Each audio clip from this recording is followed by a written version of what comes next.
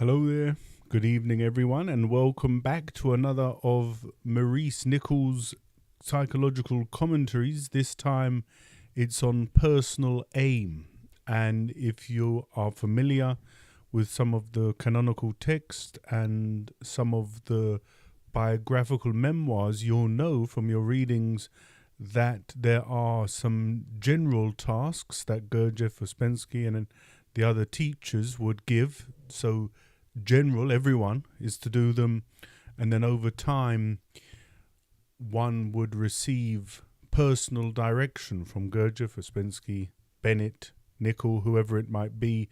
In Our Life with Mr. Gurdjieff, we are just reading Dr. Sternwall is receiving an individual practice, on his emotions. And then also in the texts we learn about aim.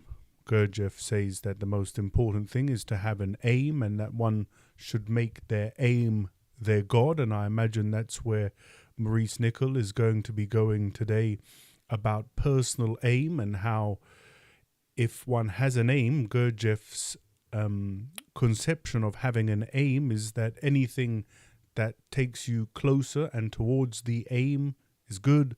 Anything takes you further away from the aim would be bad, and that's his conception of good and bad, obviously in a very simplified way here in the introduction. But hopefully this is going to be a sort of a springboard, I suppose, for each of us, because everyone who's watching and listening and will ever watch and listen to this will have their own individual life, their own, history, and their own aims and dreams and desires. And so everyone's going to read this and associate with different things and different memories, different associations. But ultimately, hopefully, this inspires you to pursue those aims, to go forth and to have courage. But I'm sure Maurice Nicoll will say it much nicer than I can ramble away there in the introduction, which is what we'll get into now. And hello there, Mini 56 owner. Is that you, Tim?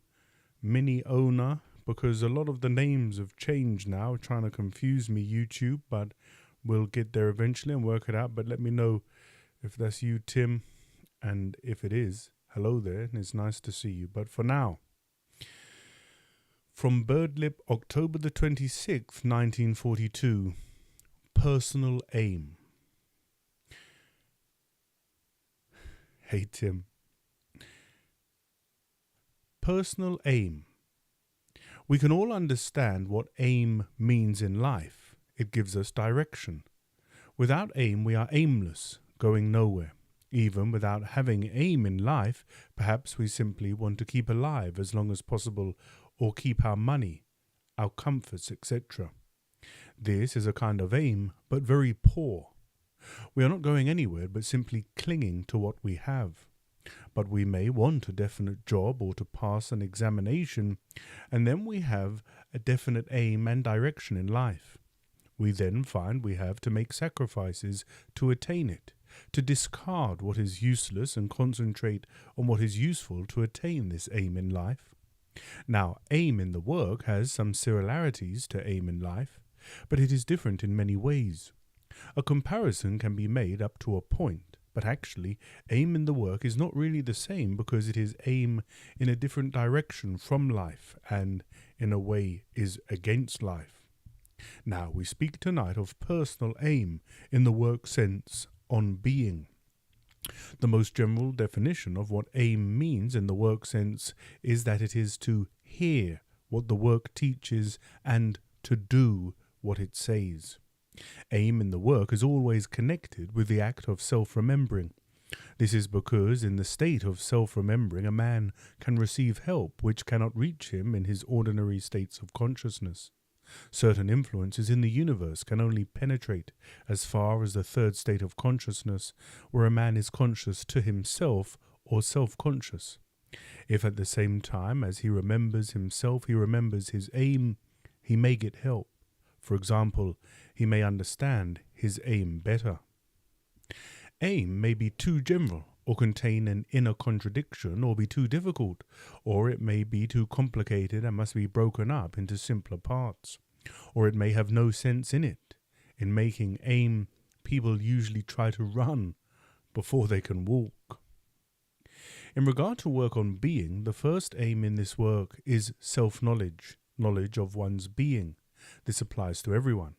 Knowledge of the work is one thing. Self-knowledge is another thing. Without self-knowledge, you cannot make any aim about yourself. Real self-knowledge, as distinct from imaginary ideas and illusions about oneself, can only come from direct and long-continued personal observation of the different sides of oneself. That is why this work begins with self-observation. You must see how you act, how you speak, and what things are in you, in this thing called yourself, which you take for granted. This work gives you careful instructions as to what you must observe. These instructions should be followed not for themselves, but for what they lead to. They are a means, not an end. They tell you what things keep you asleep. All the many things you are told not to do, and the few things you are told to do in the work, are connected with the idea that man can awaken from sleep and come under better influences. This is the grand aim of the work. You must never forget this, because personal aim must agree with the whole aim of the work, which is awakening. It must lie in the same direction and not in some other or opposite one, because otherwise a contradiction appears. If you are studying a system about awaking from sleep, you cannot make a personal aim that causes you to sleep more deeply than ever. Personal aim can only begin after some real self-knowledge is gained through direct observation in the light of the instructions of the work. In order to work on your being, you must see something in your being to work on. You cannot work on nothing. At first, all is in darkness, and you can see nothing in yourself. Conscious, objective self-observation begins to let in a ray of light, and you begin to see some things dimly.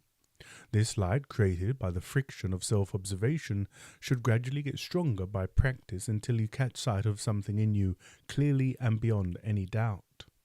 You will probably be startled. If so, you are now in a position to make a personal aim, namely, to work against this thing you have seen in yourself. Suppose it to be some bad negative emotion, some really evil ill will. Hitherto you have identified with it, and so have been it, and it has been you. You have been for years under its power.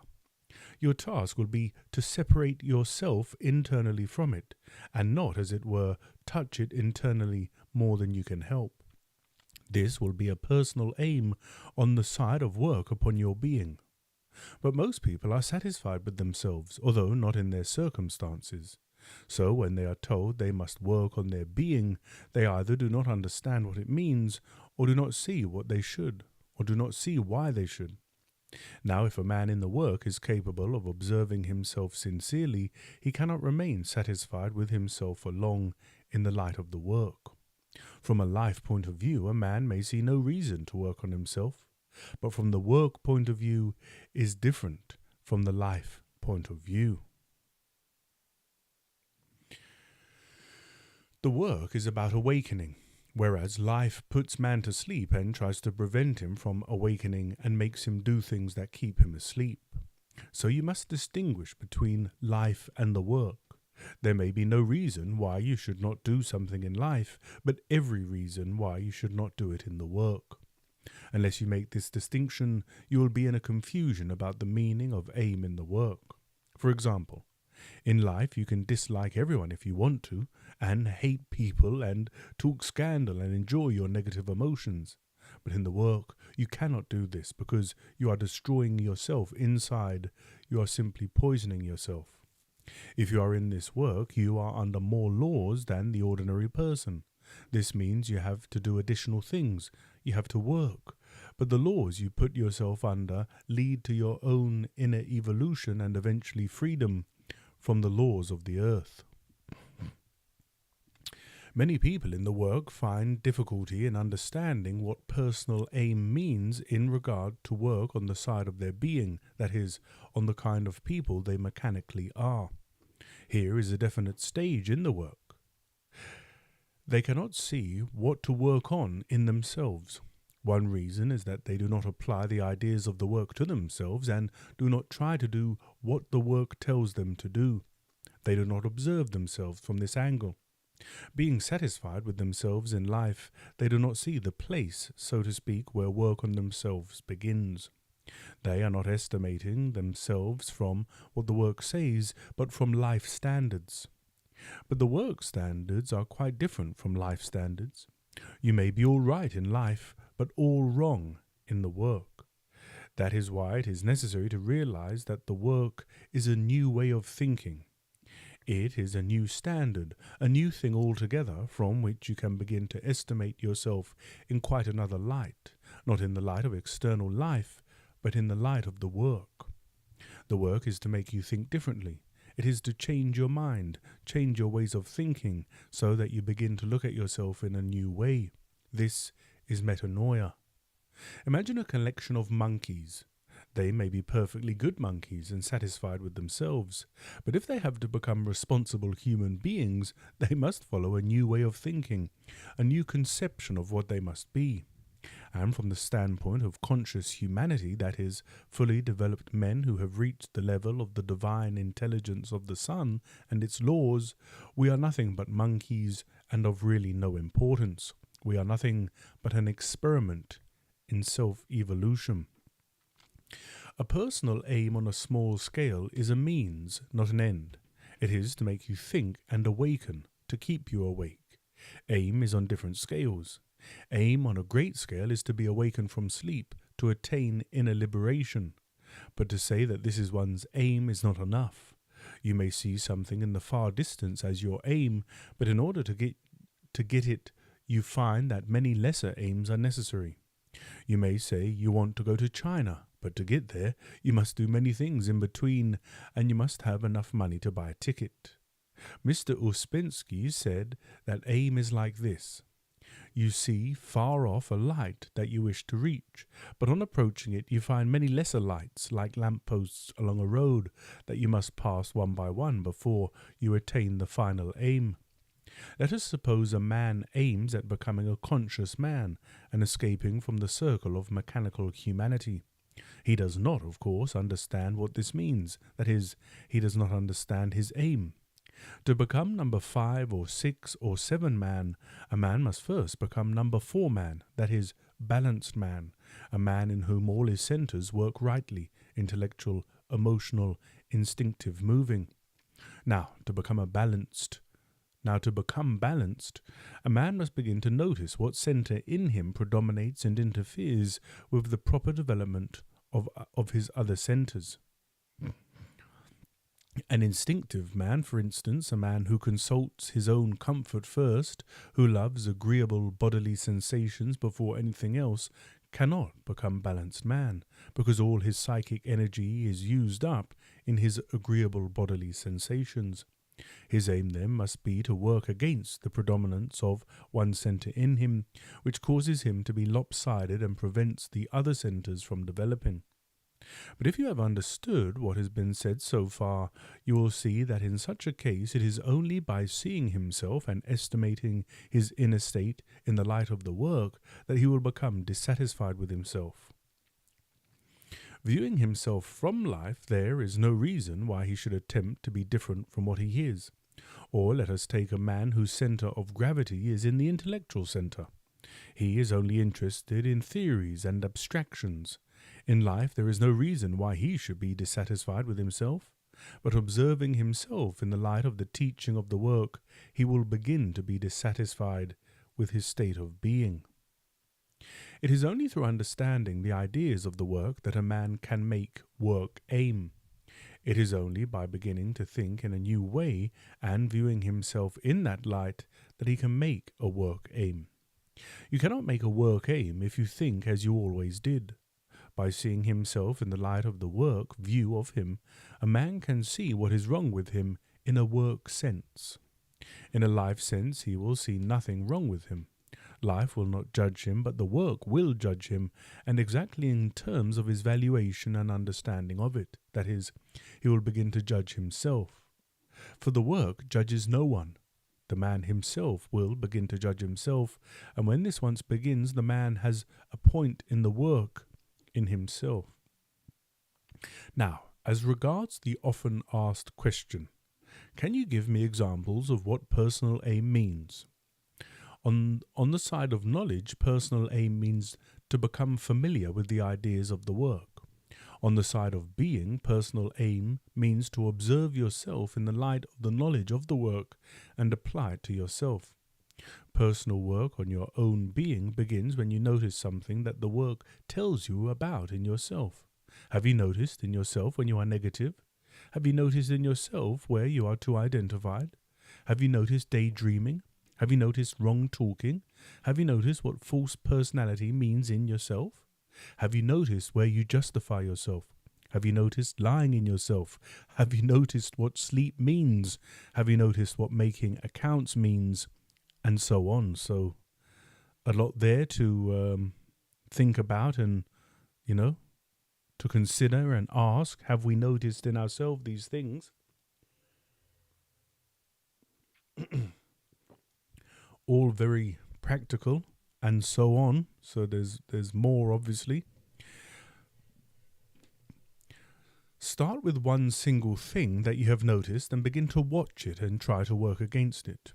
But start with something you have no doubt about. Start with something clear and distinct and try for a time to observe it and not consent to it internally. Once you start, the way opens out. But you must actually start from something definite, and you must do this in the light of the meaning of the work and its great aim. If you find you cannot keep your aim as first intended because it is too difficult, modify your aim, and then you may find that a better aim is suggested to you, especially if you remember your aim whenever you try to remember yourself. Everything taught in this work on its practical side shows more than one aim to you. You must begin with one thing, but after a time you must include all the rest. For example, you cannot confine yourself simply to working, say, on one form of irritation or one form of negative emotion and not do anything else.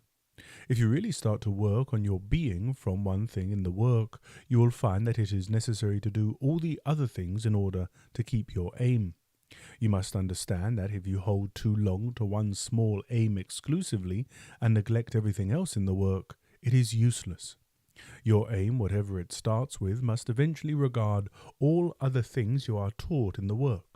Otherwise, you simply make your aim ineffective, if not worse, because it is unsupported.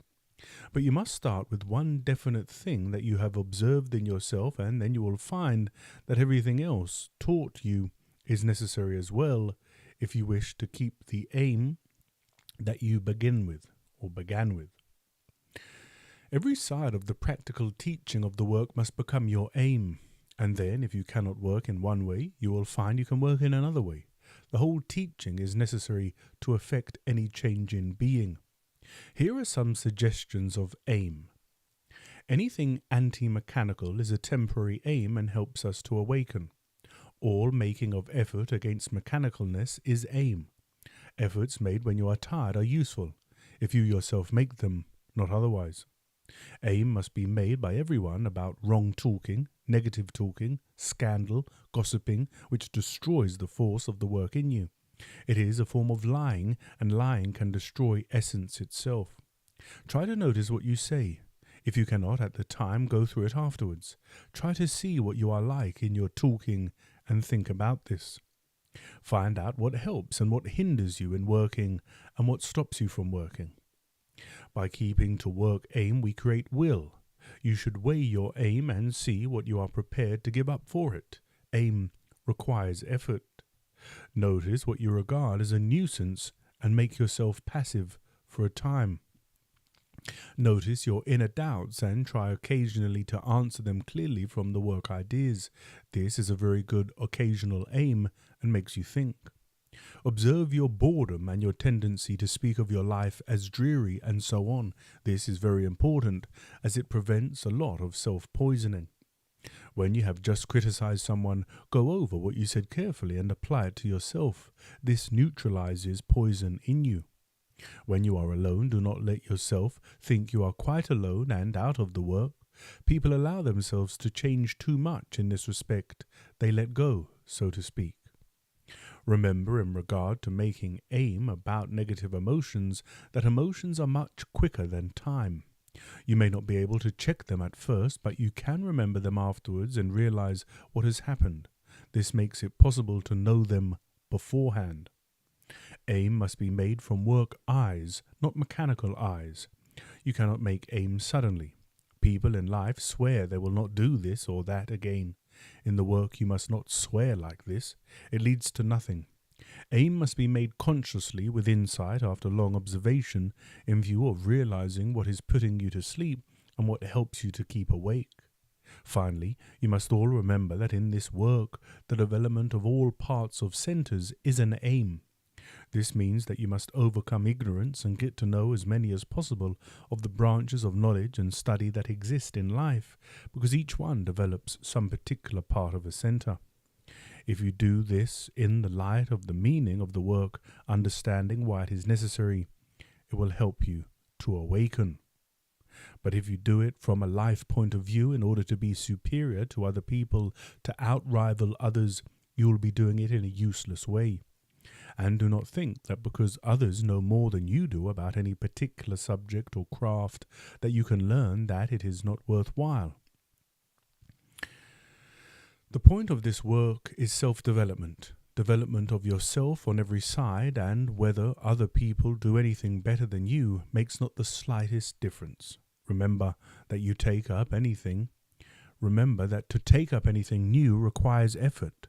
Wherever you find yourself in life, if you are in this work, you should be able to make good, to take it as work. This aspect of the work can give you many different kinds of aims. This can be generalized under the work phrase, struggle against ignorance. And just a quick commentary about that. Of course, here Maurice Nicoll is saying that there's two sides of aim, an aim towards knowledge and an aim towards being. And the aim towards knowledge would be to study the texts, to take in the information that the texts give us, and from that to have what I'm beginning to speak of as a natural awakening. You might be reading In Search of the Miraculous, let's say as an example. Ouspensky and Gurdjieff might say something about a negative emotion or negative states of mind, negative recurring thoughts, whatever it might be, and you say, yes, I see that in myself. That's me. I always do that. I always do that when so-and-so says this, or when so-and-so does that in the kitchen, or whatever it might be. I see that. That happens to me every single time in a mechanical way. So that's, in a sense, a small awakening, isn't it? Because you're seeing yourself, self-observation, you're coming to, you're not so asleep, you're not so identified with these states. And then the other one is towards being, which is, of course, much more subtle, much more difficult to pin down. You can say, oh, I've read In Search of the Miraculous 5 times and understood it a little bit. But work on being is something different. But what Maurice Nicoll is saying is that the aim, if you're interested in Gurdjieff's work or Buddhism or any religious tradition, they all have their ultimate aim. And in this Gurdjieff work, it would be to awaken, to wake up. And again, we can go into detail about what that means as regards man number 4, 5, 6, 7, as regards the balancing of centers, as regards the different states of consciousness, and many ways to frame it. But if we take the aim of this work to awaken, so that will be the big aim, the smaller aims, as we've just read, would be working on negative emotions, working on identification, working on self-justifying, working on all of those lists of things that Maurice Nicoll said and that we can read across all of the texts. And that would be the smaller aim, if you like, or the interim aim that you need to work on in order to awaken fully. If you wake up in the morning and say, my aim today is to fully awaken and be an enlightened being, well, it's a noble aim and good luck. But you should probably put in some median and intermittent aims that will, that will help you to arrive at the grand aim.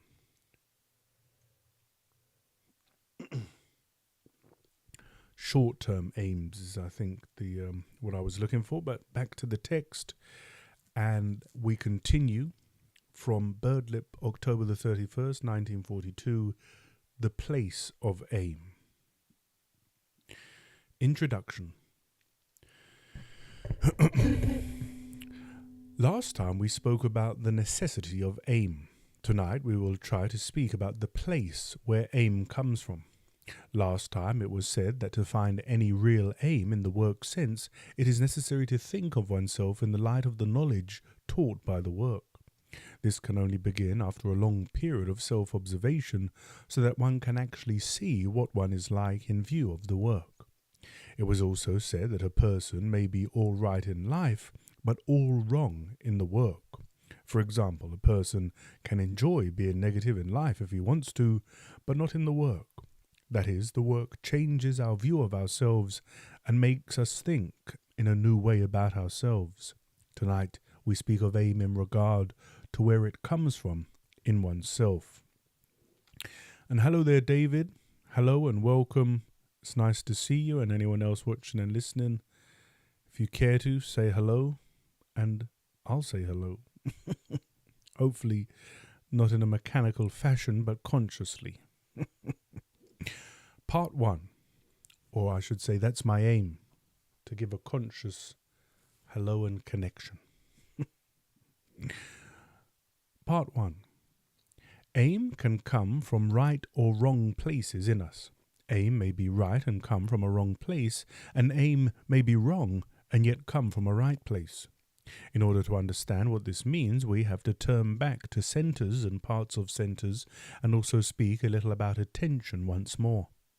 Aim comes from a wrong place when it comes from small mechanical divisions of centers, where attention is at a minimum or passes from one trifle to another, where in fact there is zero attention or only a number of separate small attentions and no comprehensive attention. Aim cannot come from these small, scattered attentions which belong to mechanical divisions of centers. It must be formed and must come from higher divisions where the quality of attention is different. Ordinary attention is not sufficient. Some time ago, Mr. Ouspensky, in speaking about attention, said that ordinary attention, which goes here and there all the time, is not really attention. He said that only attention that could keep its direction for some time could be called attention. And I remember that he began here to speak of how people gave so much attention to small things and were constantly distracted by them, and remarked that if we wasted all the force of our attention on small things, we had no attention for bigger things. In that case, it would be a long time before we could increase our attention. He said it was necessary to struggle against giving too much attention to small things. Small things did not need much attention. The moving parts of centers could perform their small daily tasks with little attention. Now, unless we have some power of free attention, we cannot expect to keep aim or indeed learn what the work is about, because we will be occupied with small things, and the work can never be understood if it is taken either as a small thing or on the level of small things.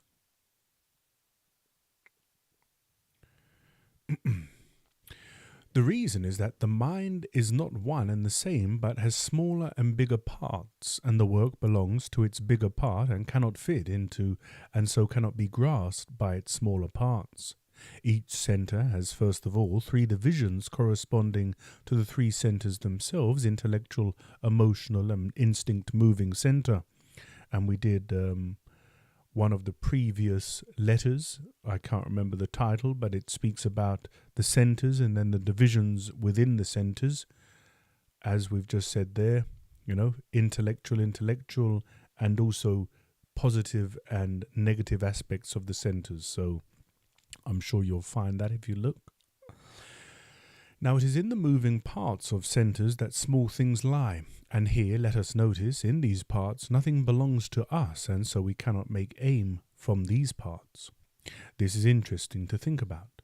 What lies in the mechanical or moving parts of your intellectual centre, for example, does not belong to you. These small mechanical parts are filled with conversations you have heard, newspapers you have read, all sorts of tittle-tattle, phrases, pictures and words, etc. And these things do not belong to you at all. They come and go. But aim must not come and go. It must belong to you. Now, when we take in anything in emotional or intellectual parts of centres, then it begins to belong to us and can even create something. And it is here that the ideas of the work and all similar ideas, such as those found in the Gospels, must fall, for here they can breathe and live and become one's own. But people in whom only the moving parts of centres are working find it impossible to make aim in the right place in themselves. We have parts of centres for life and parts of centres for other things. The same thing passed through different parts of centres will look quite different. The same idea or the same phrase received in moving, in emotional and in intellectual parts of centres becomes quite different. The ideas of the work are too big for small parts of centres to take in. They will only see a small bit and will not understand what it means, and so will distort it. Only bigger divisions of centres can catch sight of the whole conception of the teaching of this work. Moving parts of centres which are turned towards external life, towards the senses, cannot grasp it, because it is not their function to do so. Not only is each distinct centre in us for a distinct purpose, but every part and subdivision. We have not one mind but three, and in each are many minds. If we could use the particular right mind for a particular thing, that is, the right centre or part of it, we should be balanced in our centres. But we are nearly always out of our right mind and use the wrong centre or part. And to take this work with mechanical parts of centres and to let it fall there is exactly an example of being out of one's right mind. To chat about the work and then about the latest rumour, scandal, etc., is to let the work fall on and so get mixed up with small mechanical parts of centres and with the small eyes dwelling in these little uninteresting villas. To listen to the work without valuation or attention is to take it with these little mechanical life eyes. That is why the work says that everything begins with a valuation. Certainly, at first we listen to the work as best we can, but if we have magnetic centre, that is, ears to hear, it begins to fall on emotional parts of centres. Part 2. Once you understand that mind in this teaching is regarded as being on different levels, just as in the universe, and the lowest level is called the moving or mechanical part of a centre, you will understand the psychological reason for many things. You will understand, for example, why you must not talk too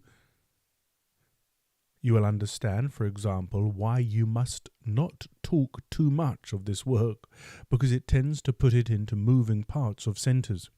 It is better for people in the work to talk of other things rather than do this, or if they have spoken seriously of the work, to get into some other kind of talk as soon as possible and notice the difference. You will also understand in quite a practical way why it is said that you must not take the name of God in vain. Things belonging to higher and so more conscious parts of centres must not be allowed to mix themselves up with what belongs to lower mechanical parts. This is the real meaning of profanity. Profanity is mixing higher and lower. It destroys the proper order of parts of centres.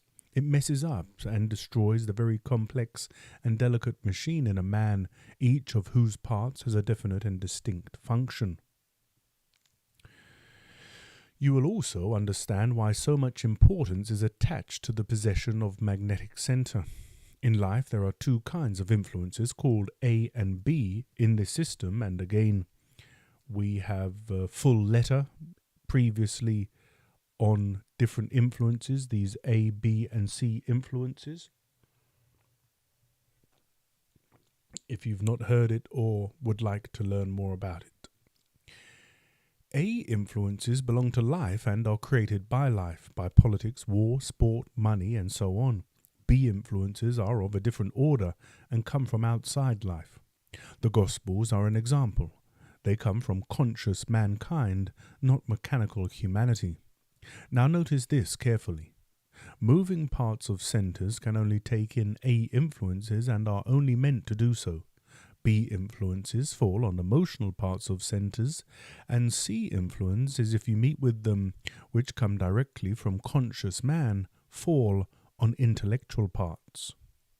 By treating the matter in this way, you see how things fall into their right places. To get into higher, that is more conscious parts of centers, the act of attention is necessary. It is easier to remain in moving or mechanical parts, and it is interesting to notice how we avoid the effort. To become more conscious of our lives and of what we are like, it is necessary to be in more conscious parts of centers, that is, in those parts that can see several things together and not only one at a time. Self-observation leads to an increase of the consciousness of oneself, of one's life, and from this aim becomes clearer. You begin to see what is wrong, not just at the moment, but what runs through your life. This is not possible to see from moving parts of centers.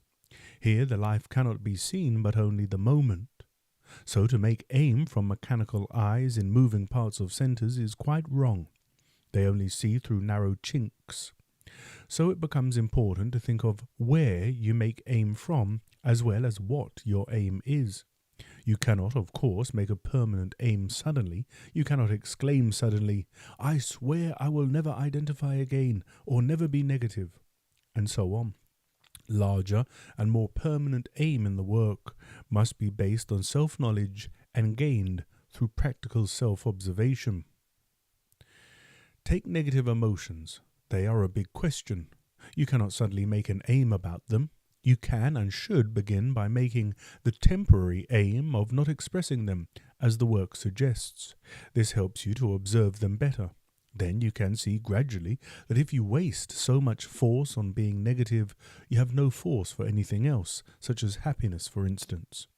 Then you may see you cannot get into attention, and so cannot get into better parts of centers if all your force is drawn into this useless direction. After you have seen all this for yourself and many other things, then you may begin to make a more permanent and real aim about some of your negative states, and one that comes from the right place in you.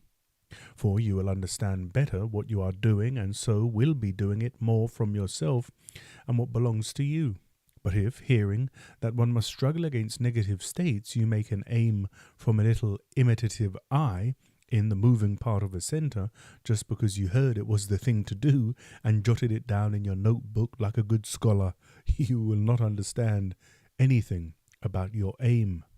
It will not belong to you. And hello there, Graham Fortune, welcome. It's lovely to see you. Aim will be perhaps right, but will come from an utterly wrong place. So it is important to think of where aim comes from, and not only what your aim is. Or to take another example, suppose you aim at getting over your unwanted associations about people. If you do this simply from moving parts of centers, from small mechanical eyes, these eyes will see no reason why you should, because these unwanted mechanical associations are their special work. You are telling a factory not to do its special job. The unwanted associations lie in mechanical parts, in mechanical eyes. But if, in this case, you think about the people in connection with the work, you will be lifted out of mechanical parts of centers and mechanical associations. You will take them on another level. All the chances we have depend on the existence of another level. Your aim will then come from the right place and may have results. That is, you may be able to get quite a new way of taking people whom mechanically you dislike and so on, and you may see their mechanicalness in terms of what you see in your own mechanicalness. So you see again that aim may be right, but it is where it comes from in you that is so important. You can do many things quite easily or more easily from the level of the work, which are impossible if you try to do them from the level of life. The explanation lies in these different parts of centers and from what part your aim comes. For this reason, it is necessary to know by observation where you are in yourself, in what part of the large psychological house you are, and not to try to do things when you are in the basement that belongs to another floor, and vice versa. It is quite a practical question to ask yourself, where am I? You may be close to a very bad and narrow and evil eye, or in very small parts of centers where your powers of attention are zero. Then you must not expect to make important decisions successfully, or if you are looking forward to something, accept it to go very well.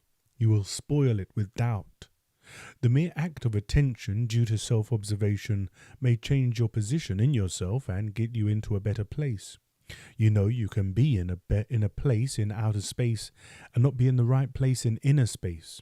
We know a lot about being in the wrong or right place externally in space, but very little about being in the wrong or right place internally in ourselves, and the latter is far more important. Of course, as long as you take yourself as one, you cannot understand what this means. But once, by observation, you see you are many, and that you have many places in you, it becomes easier to grasp. And bear in mind that the work teaches as a practical thing that by means of directed attention, we can change our inner position.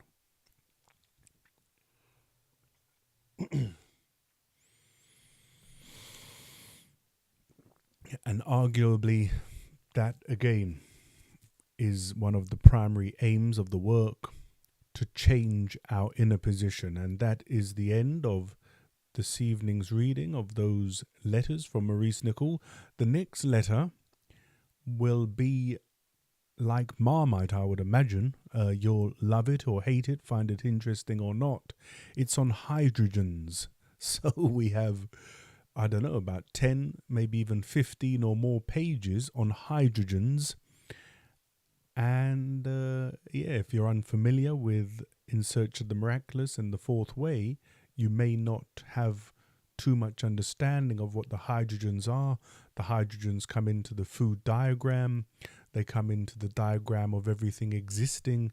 They come into the materiality of all reality and how everything is matter.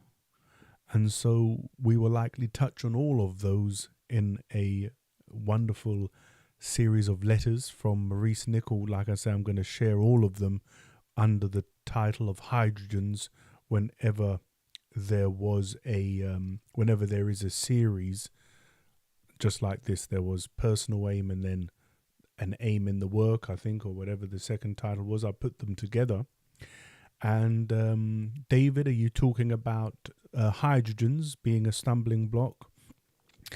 Yes, it certainly can be. And just like anything, as Maurice Nicoll said there, we can have an aim to understand better, right? So not picking on you, David, but just using you as an example. If that's what your comment is, hydrogens is a stumbling block. And we can use as an example what Maurice Nicoll says there.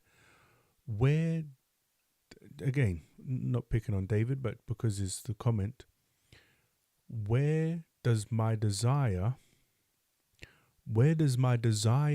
for knowing and understanding hydrogens come from? Does it come from a small mechanical part of the intellectual center, the moving part of the intellectual center, just as a mere curiosity? Are we just curious about hydrogens? Or do we really, from the emotional part of the intellectual center, do we really want to know? Are we willing to sit through the whole of Maurice Nicoll's letters about hydrogens? Are we then willing to go back to In Search of the Miraculous and read the passages on hydrogens, then jump over to the Fourth Way, read those passages on hydrogens, then do it all over again, or sit with it for a few days and ponder? You know, where does our aim come from? And Thanks for that comment, David, because it gave us a very good example of that. You can use any other example, negative emotions. If I'm negative in a certain situation, where does my aim to want to cease to be negative come from? And again, is it a small mechanical part of a center or a bigger, more conscious part of the center, and many eyes together that want to work together on this? And so, of course, we'll be speaking about hydrogens. I have a day off on Wednesday, and so Wednesday morning, 9 o'clock, I think, we'll begin. And so we can be fresh, have received much fewer impressions than this time of the evening if we're in the UK, so we can be fresh and, focused, have strong attention, as as Maurice Nicoll says. And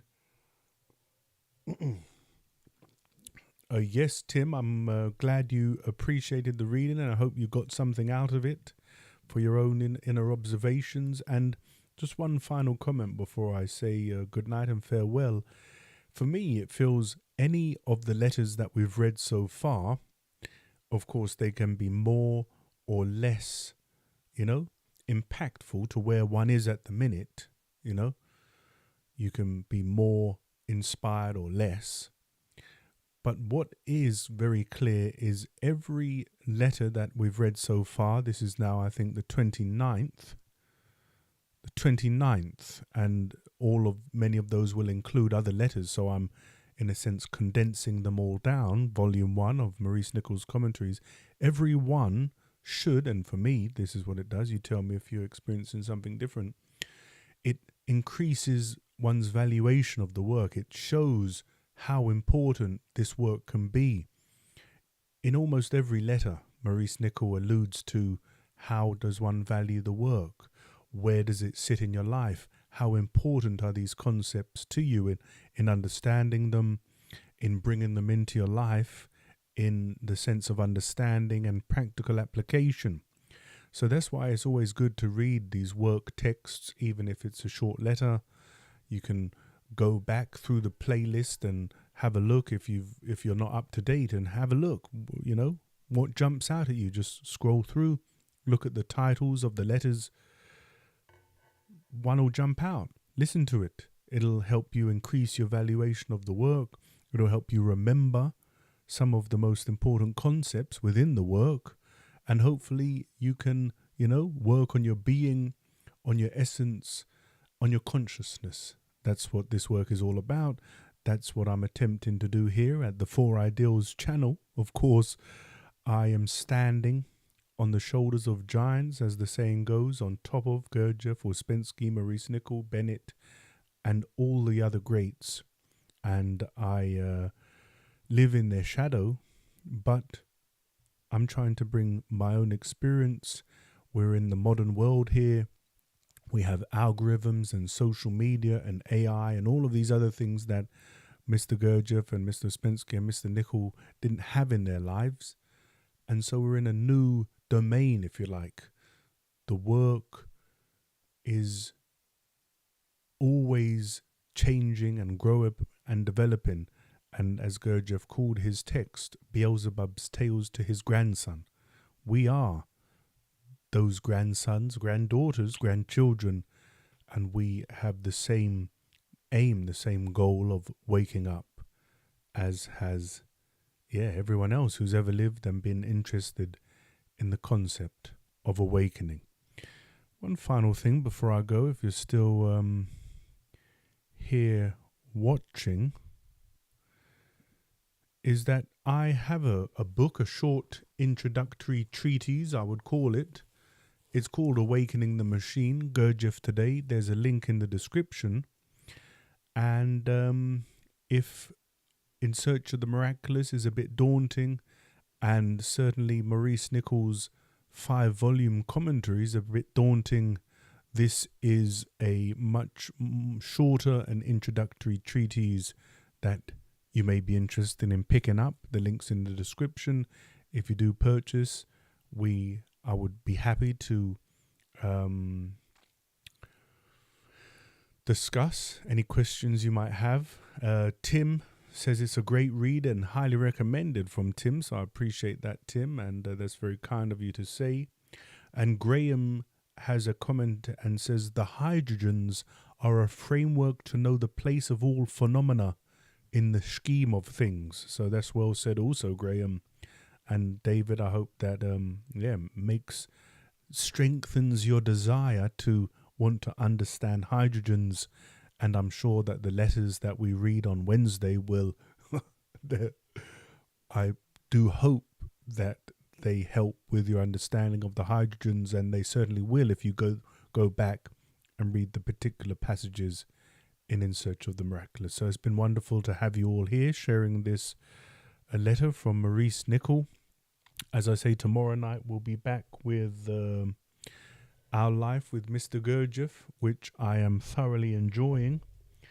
And as I say, Wednesday morning with an intense, no doubt, and very technical series of letters on hydrogen. So I hope that's interesting for you and that you'll join us. I'll set the stream up Tuesday night, tomorrow evening, after the Our Life with Mr. Gurdjieff reading, so that you can set your reminders.